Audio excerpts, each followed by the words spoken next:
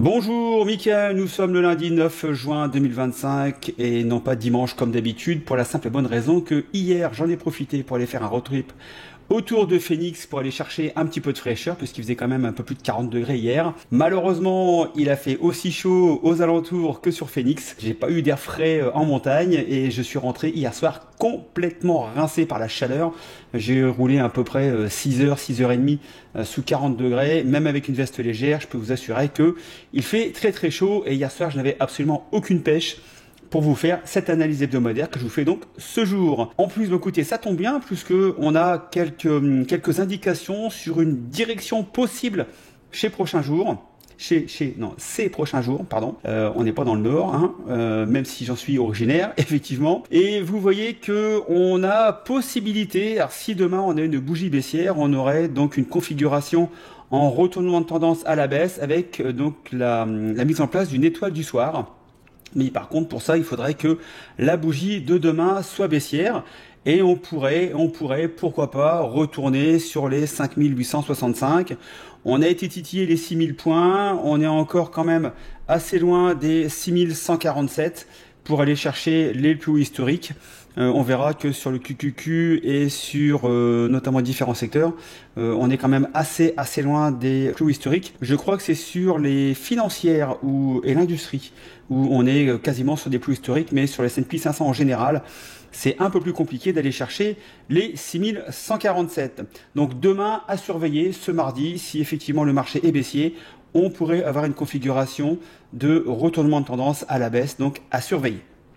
Au niveau du VIX, donc aujourd'hui, petite remontée du VIX à 2,21% aux alentours de 17,15. On avait ouvert un peu plus haut, mais bon, ça a baissé durant la journée. On est toujours sur la 200 et sous la 50. Pour l'instant, on est bloqué dans cette zone, donc pas grand-chose à faire puisque vous savez bien qu'on n'est pas sur des niveaux où on peut vendre des options aujourd'hui. Enfin, avec le niveau de risque que nous, on veut assumer. En dessous d'un certain seuil, on va pas aller vendre des puts. Par contre, on peut vendre des covered call et je vous expliquerai notamment en fin de session 3 covered call que j'ai vendus sur mon portefeuille perso, non pas sur le portefeuille témoin de la bourse sans stress, mais sur mon perso pour vous montrer comment on peut dispatcher différents covered call et puis aller chercher pas mal de primes, puisque pour tout vous dire, sur ce matin, j'ai pris 389,66 $ sur 3 covered call. Je vous explique tout ça en fin de session d'analyse des marchés. Alors, au niveau du QQQ, on est à 1,80 des plus hauts historiques. Donc là, pas de configuration d'étoile du soir sur le QQQ. On est toujours sur une configuration plutôt haussière. Mais voilà, donc on est à 530 et il faudrait encore un petit peu de boost, donc quasiment 2%. Pour aller chercher les plus historiques, ça va dépendre donc des valeurs technologiques. Aujourd'hui, certaines ont pas mal poussé, notamment Palantir qui a pas mal poussé. ON également, je crois. Non, ON, ça c'est une... non, ON, c'est une gazière. Non, je confonds avec Oxy, pardon. Non, ON, donc c'est bien une valeur techno qui a pas mal poussé. Donc je pense que ça a aidé à la performance du Nasdaq ce jour. Au niveau du Dow Jones, là, on est beaucoup plus loin puisqu'on est quasiment à 5,5% des plus hauts historiques qui sont à 45 073. Là, on est à 42 771. Donc, il y a encore pas mal de performances à avoir pour que l'on puisse aller chercher les plus hauts historiques. La bonne nouvelle, c'est que pour l'instant, on est au-dessus de la 200 et on a la 50 qui est à 41 024,25 aujourd'hui et qui aurait tendance à vouloir repointer le bout de son nez vers le nord, donc pourquoi pas. Mais vous voyez que pour l'instant, on est quand même assez loin des plus hauts historiques. Au niveau du Russell 2000, là, on est carrément très loin puisqu'on est quasiment à 13% du plus haut historique. Pour l'instant, on est bloqué sous la 200 jours. C'est pas spécialement de bon augure. Au niveau du RSI, on approche gentiment de la zone des survendus. Donc il faudrait vraiment beaucoup d'énergie pour déjà casser la 200 et puis ensuite aller chercher les 230. On est à 213, donc il y a quand même un petit peu de performance à aller chercher pour essayer de se sortir de cette configuration pour l'instant baissière puisqu'on est toujours sous la 200. Donc il faudrait vraiment casser la 200 et ensuite aller chercher les 230 pour retrouver une belle configuration haussière. J'ai quelques doutes à court terme. Je vous propose maintenant de passer sur les différents secteurs de la roue sectorielle que nous suivons régulièrement. Je vais réduire. Alors, au niveau de la healthcare, vous voyez bien qu'on ne s'en sort pas, puisqu'on est quand même baissier maintenant depuis le mois de février.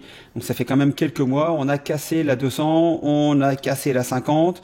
Aujourd'hui, alors on n'est pas en balayage baissier puisque le cours n'est pas sous la 10 jours, mais on est coincé entre la 10 jours et la 50. Et vous constatez également que la ligne de tendance au niveau des 135 $, qui avait, hop, je vais ici, voilà, qui avait servi de support ici à plusieurs reprises, sert maintenant de résistance. Hein, c'est souvent le cas d'ailleurs quand on a une ligne de tendance support, elle devient résistance et inversement. On verra d'ailleurs sur un autre secteur. Donc pour l'instant, on a du mal à casser la zone des 135 $.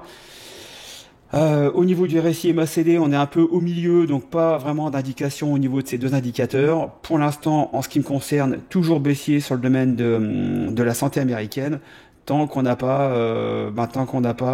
cassé quasiment les 147 pour repasser haussier. Il y a quand même beaucoup d'énergie à avoir pour aller chercher ça. Donc pour l'instant, toujours baissier sur le domaine healthcare. À mon avis, c'est pas le moment d'aller y mettre les mains. À part peut-être si vous voulez faire de la vente à découvert, mais protégez bien vos arrières. Au niveau du secteur des utilities, donc là je vous ai dessiné une divergence baissière, c'est-à-dire que on a une divergence entre le cours, donc la montée du cours et la baisse du RSI, ce qui notamment a tendance à propulser les cours à la baisse. Vous voyez qu'on n'arrive pas à dépasser donc les anciens plus hauts autour des 82. On avait fait un petit head fake qui malheureusement n'a pas été suivi d'effet puisqu'on est reparti à la baisse. Pour l'instant, on est toujours on n'est pas en situation de balayage haussier puisque le cours est sous la 10 jours. Par contre, on a toujours la 200 et la 50 qui sont bien orientées à la hausse, pardon. Mais vous voyez qu'au niveau du RSI, on est quand même baissier. Là, je pense qu'à mon avis, on pourrait aller rechercher les 78 pour aller reprendre appui sur la 200 jours. Et à partir de là, on verra ce que fera XLU en appui sur la 200 jours.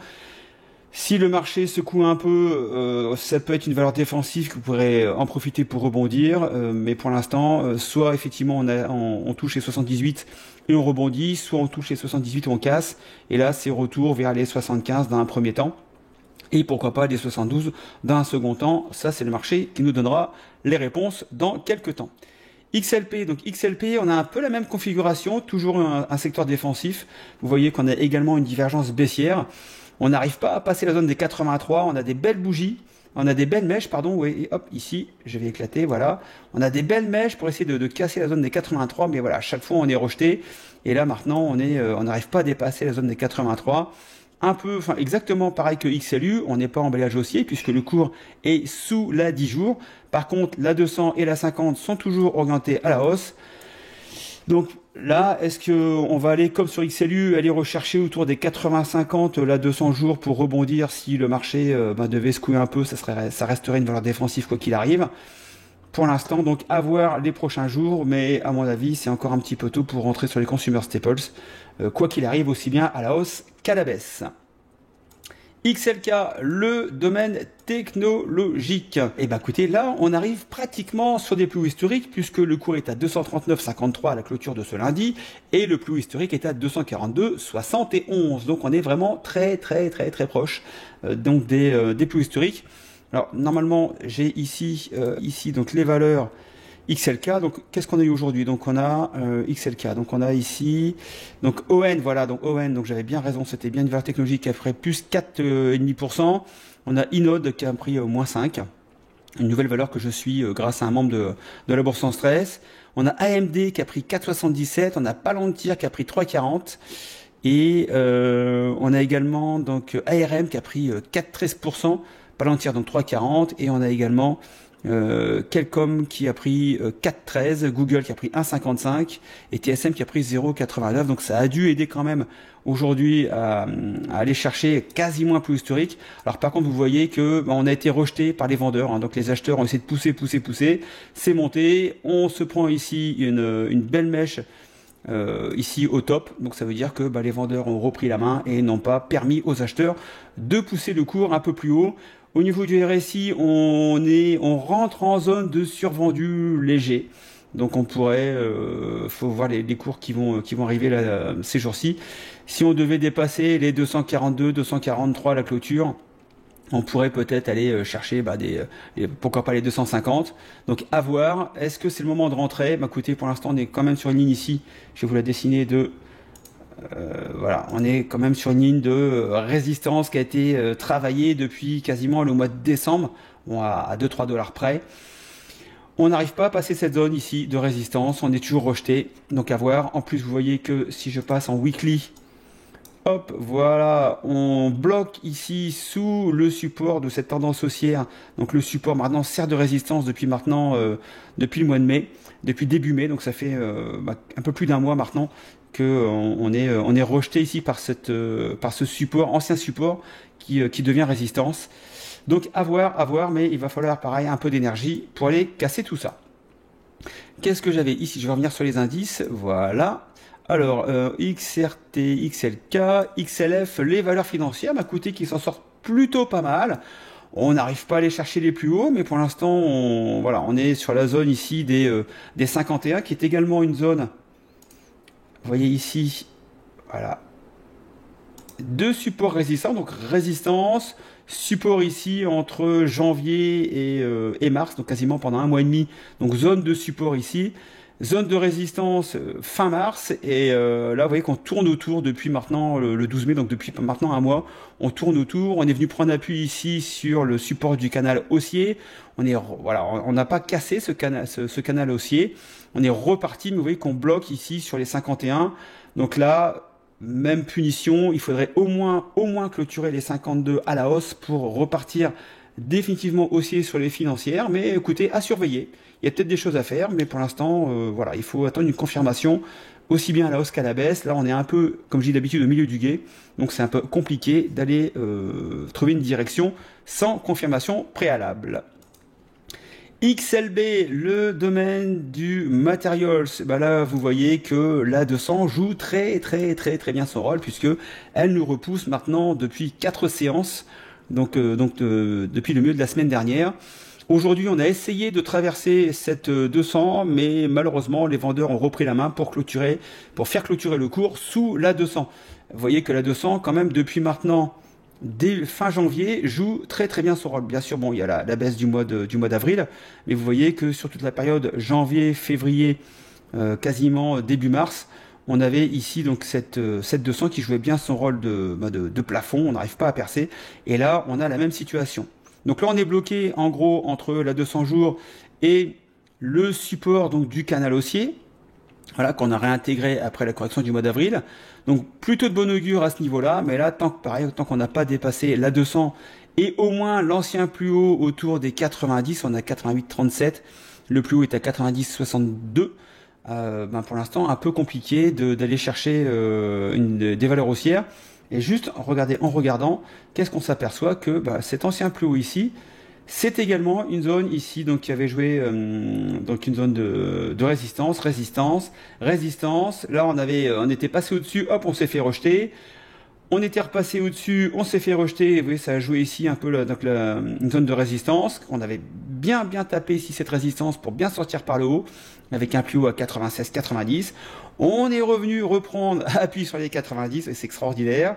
On est revenu ici prendre appui en résistance autour des 90, et vous voyez que pour l'instant on bloque. Donc voilà, si vraiment on veut revoir le secteur des matériaux repartir à la hausse, il faudra au minima dépasser les 91 $ en clôture, avec bien sûr d'autres bougies de confirmation pour avoir de la conviction haussière.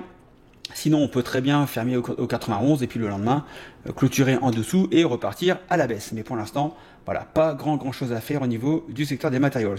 Si maintenant on devait ici casser les 85, on pourrait clairement repartir baissier sur le secteur, donc XLB, les materials américains. Le domaine des consumer discretionary. Donc là, je vous ai dessiné ces zones de congestion. On est bloqué dedans, donc depuis l'ouverture ici, avec un gros gap haussier. Donc c'était le 12 mai, donc quasiment un mois. Et là, on est bloqué entre les 208 et les 213.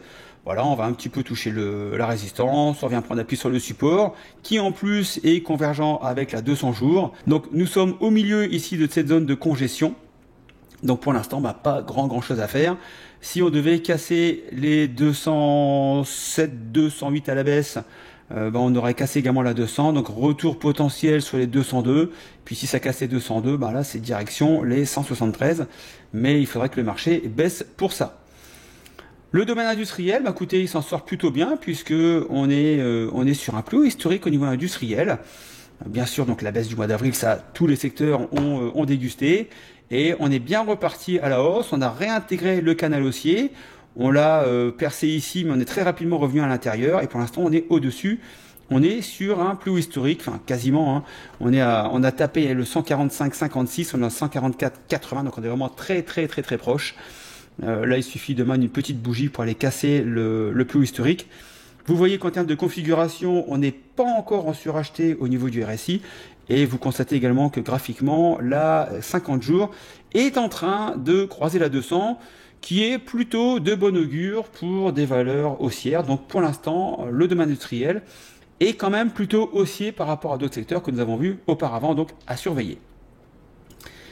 XLE, le domaine énergétique, écoutez, là, on est toujours baissier quand même, puisque là, on est sous le support de ce canal haussier qui sert maintenant de résistance, puisque là, ici, autour du 15-20 mai, on a essayé de repartir à la hausse, mais malheureusement, on s'est fait rejeter.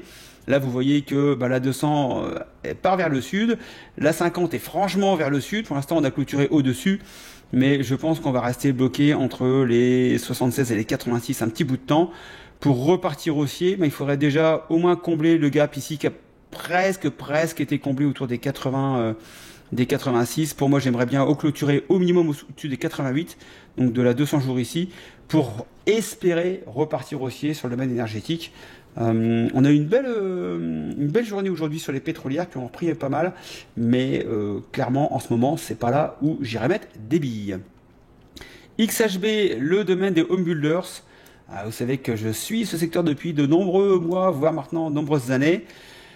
J'ai repris quelques valeurs en vente à découvert. Bon là, je suis en perte pour l'instant, pas de beaucoup, de 100-150 $. J'ai pas pris beaucoup de positions. Moi, ce qui m'intéresse, c'est de voir qu'on est toujours dans une configuration baissière avec la 200 ici. Certes, effectivement, depuis une semaine, on clôture au-dessus de la 50 jours, mais on a un mal de chien à dépasser ici la zone des 96-97. Voilà, on est un peu protégé, je suis un peu protégé sur ma VAD avec un stop autour des 102 qui devrait converger avec la 200 ici. Il est clair que si on devait casser les 107, là je sortirai du trade avec une perte peut-être un petit peu conséquente, mais pour l'instant, quand je suis le marché américain au niveau de l'immobilier, ça sent vraiment pas bon du tout, ça va demander du temps. Je pense que je suis encore un petit peu en avance sur le timing. Décidément, mais bon, j'avais eu raison, mais il m'a fallu beaucoup de temps pour récupérer ma perte avec la vente à découvert qui était partie à l'envers. J'espère ne pas être pris au même piège. J'aurais peut-être dû attendre une confirmation, mais d'après ce que je peux sentir sur le marché américain, j'ai plutôt une tendance quand même assez baissière, donc j'ai pris le risque de rentrer peut-être sur un faux signal. L'avenir me le dira. Alors, autre secteur que je suis comme le lait sur le feu, c'est le domaine du retail, parce que clairement, honnêtement, aujourd'hui, on voit bien que l'économie quand même souffre, on voit bien un défaut au niveau des cartes paiement, et vous voyez que le retail est passé de 61 au plus bas du mois d'avril à quasiment ici la résistance de la zone de congestion qui date depuis. On avait une première zone de congestion ici qui s'était arrêtée autour des 72, on a dépassé les 72, mais globalement depuis mars l'année dernière, donc ça fait pas un an et demi, mais 15-16 mois, on est dans une zone ici, je peux vous redessiner en rouge, voilà.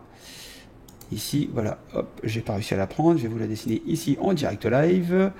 Voilà, on est ici, on est pris dans cette zone ici, et pour l'instant, on n'en sort pas. Donc on est sorti ici au mois d'avril, logiquement.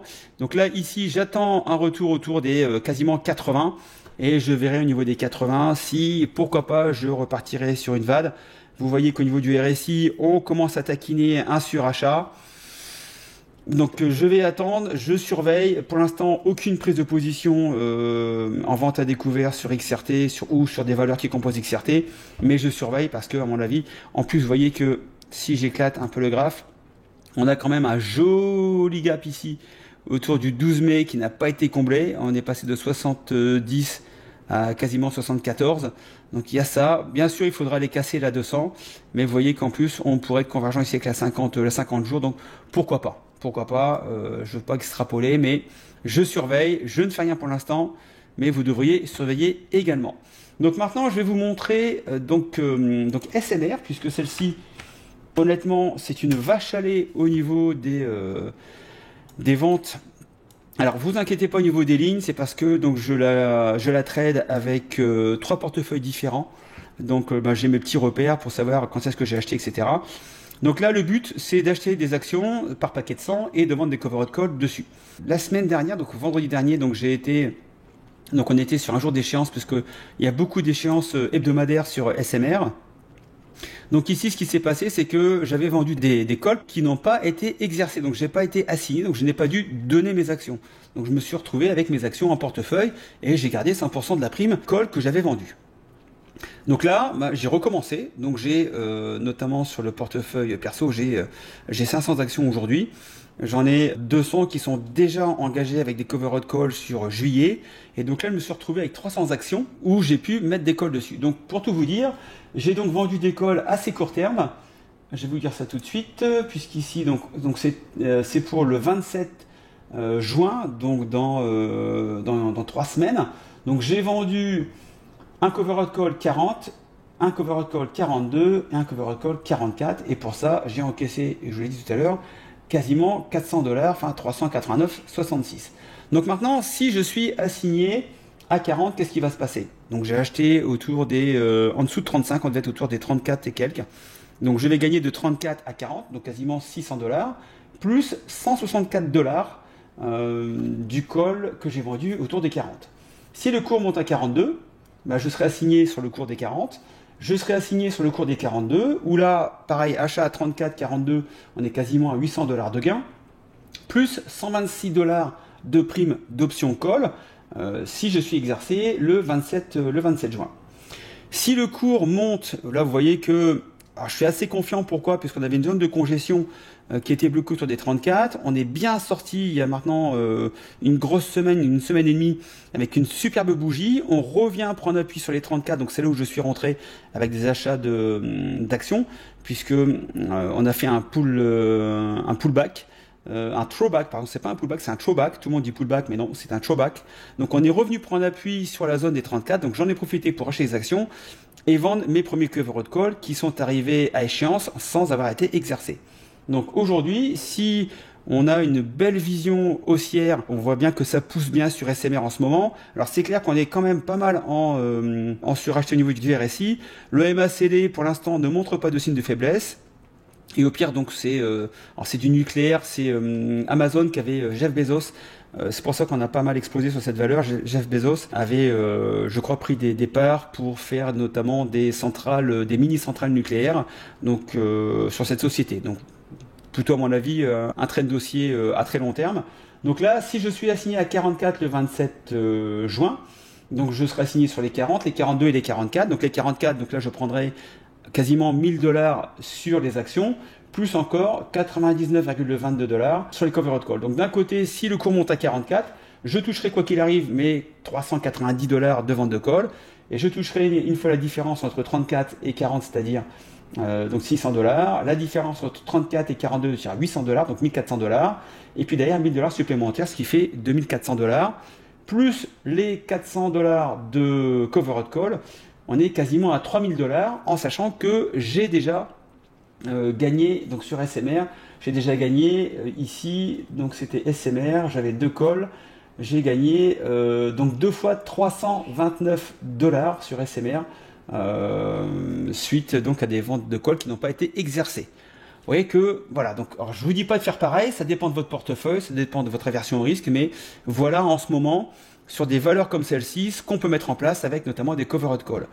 J'aurais également vous présenter donc CVNA, puisque pour être totalement transparent, je prends un peu de bouillon sur CVNA puisque je suis rentré en vente à découvert. Donc on était, donc ça c'est mon prix moyen. Donc là j'ai renforcé un peu à la baisse, mais le cours n'arrête pas de monter. Maintenant, alors pourquoi je vous dis qu'en termes de timing, j'étais peut-être un petit peu trop présomptueux, j'aurais dû attendre, c'est de ma faute. Mais vous voyez que ici on est bien en balayage. Alors aussi bien en daily, donc en daily on est en balayage, hop, je vais le modifier ici. On est en balayage baissier. Voilà, ah oui, parce que je l'ai modifié tout à l'heure en weekly, donc c'est pour ça que les lignes ont bougé. Donc vous voyez qu'on est bien en balayage baissier, pas balayage baissier, pardon, en divergence baissière, décidément, sur donc CVNA en daily. Si on passe en weekly, vous voyez qu'on est également ici, voilà, ça va bouger un petit peu, on est également en divergence baissière. On a allez, on va partir d'essai. 1, 2, 3, 4, 5, 6, 7, 8. On a 8 semaines de hausse consécutives en étant quasiment passé de 160 à 339. Et aujourd'hui, ce qui m'intéresse, c'est que là, alors ça, effectivement, je n'avais pas pris de recul assez nécessaire. Mais vous voyez qu'ici, on est sur un quasiment double top. Voilà, donc je surveille. Si on va chercher les 361, je pense que je renforcerai un peu ma position pour jouer la baisse. Mais voilà, j'ai plutôt une vue baissière sur CVNA. Pour l'instant, je prends une perte qui est assez importante, mais je ne désespère pas de repartir à la baisse. Là encore, c'est un peu comme à l'époque où j'étais rentré sur le domaine des home builders, j'étais rentré un petit peu à l'avance. J'ai eu raison sur le long terme, mais au moment où j'ai pris ma position, vous voyez que voilà, je vends à découvert et l'action passe de 260 à 360, enfin 340, c'est pas de bol. Mais pour l'instant, je garde, je suis assez confiant sur le fait que CVNA, alors c'est un vendeur de voitures d'occasion. Aujourd'hui, le marché de la voiture d'occasion est en train de tomber, puisque notamment au niveau du retail, les gens ont de moins en moins d'argent pour acheter notamment des voitures. Donc la baisse, les ventes de voitures baissent en ce moment. En plus, aujourd'hui, donc CVNA change un petit peu son business model qui était de la vente de voitures d'occasion pour passer plus sur de financing. Et là, c'est pareil, les chiffres sont pas super bons. Donc, je pense que là, on est arrivé, à mon avis, un peu en haut de la spéculation sur ce titre. Et donc, j'aimerais bien le revoir baisser assez rapidement. Sinon, je couperai ma position avec une perte si on devait dépasser les 360. J'ai joué, j'ai perdu, ça arrive. De toute façon, le 100% de trades gagnants n'existe pas en bourse. Et ça fera partie des quelques trades que j'aurai à la perte sur mon tableau de chasse. Voilà, donc j'en ai terminé pour cette analyse. J'espère que je vous ai appris 2-3 choses. Soyez quand même assez prudents sur les marchés. On ne sait pas trop où on met les pieds en ce moment. À titre perso, je ne prends pas beaucoup de positions, à part effectivement les covered calls que je vous ai donné tout à l'heure sur SMR. Mais pour le reste, je reste assez prudent. Pas de vente de put, rien. J'attends, je fais un peu le dos rond. Et parce que le marché n'est pas super top. Enfin, pour moi, les signaux sont pas clairs. Donc je préfère rester liquide. En plus, Interactive Brokers me rémunère à 3,83 mon cash disponible. Donc ça me va très bien pour patienter. Sur ce trade safe, ciao, bye bye.